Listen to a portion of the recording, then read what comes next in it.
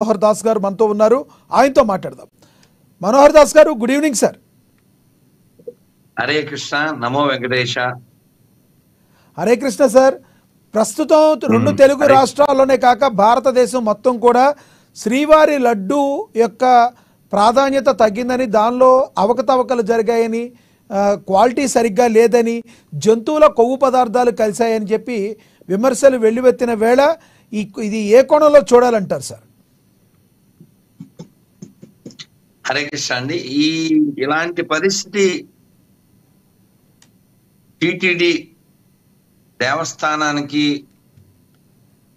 ఆంధ్రప్రదేశ్కి రావడం చాలా చాలా దురదృష్టకరం. కోట్ల మంది మనోభావాల్ని దెబ్బతీసేటువంటి పని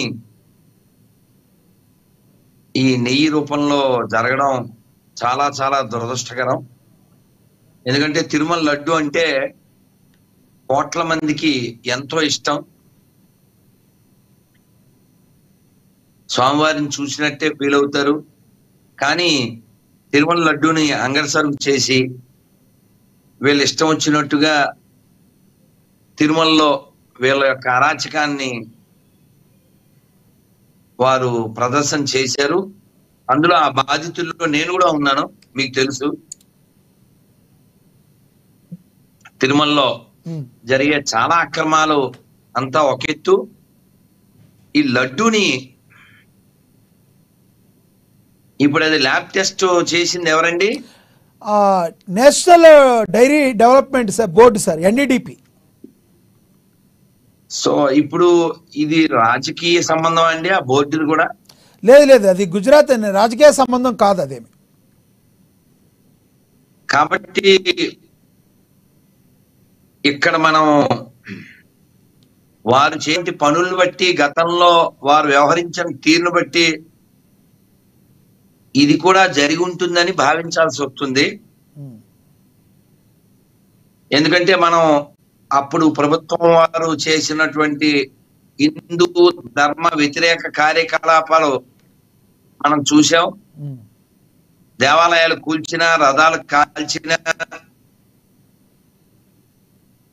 వాళ్ళ మీద ఎటువంటి చర్య తీసుకున్న దాఖలాలు లేవు.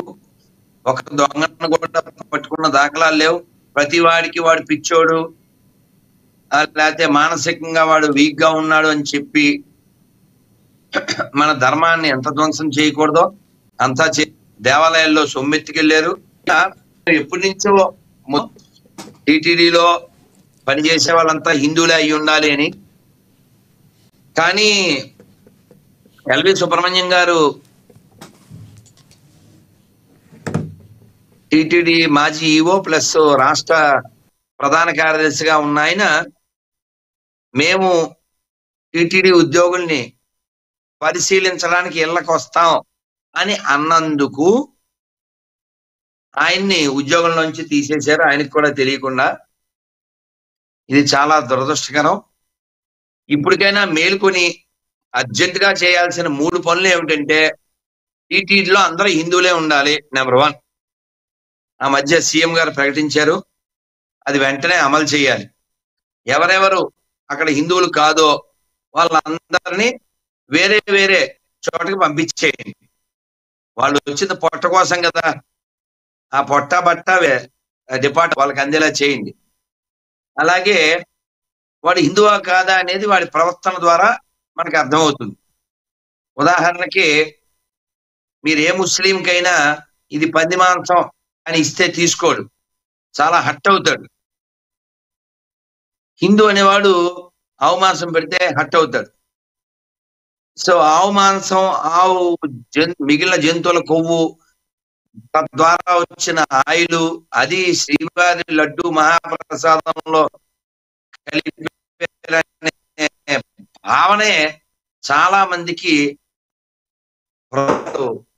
బగబగలాడుతుంది. ఇటువంటి దురదృష్టకరమైనటువంటి పరిస్థితి మరోసారి జరగకుండా అసలు నెయ్యి అనేది